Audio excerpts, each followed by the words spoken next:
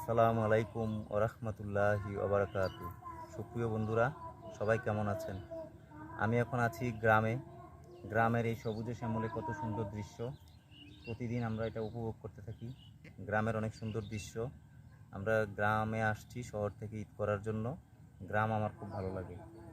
বন্ধুরা, মহান আল্লাহ বলছেন, পাঁচটি অদৃশ্য জগতের মালিক একমাত্র আল্লাহ। আল্লাহ এগুলো নবী রাসূলগণকেও জানতে দেন নাই। এর মধ্যে এক নাম্বার হচ্ছে আগামীকাল আমরা কি করব সেটা আল্লাহ ছাড়া কেউ জানে না। তারপরে আগামীকাল আমার কোথায় মৃত্যু হবে সেটা আল্লাহ ছাড়া কেউ জানে না। মায়ের গর্ভে কি ছেলে হবে না মেয়ে হবে এটা আল্লাহ ছাড়া কেউ জানে না। কখন বৃষ্টি হবে সেটা আল্লাহ ছাড়া কেউ জানে না। আগামীকাল আমি কি অর্জন করব সেটাও আল্লাহ ছাড়া কেউ জানে না। এই পাঁচটি গায়েবের মালিক একমাত্র আল্লাহ।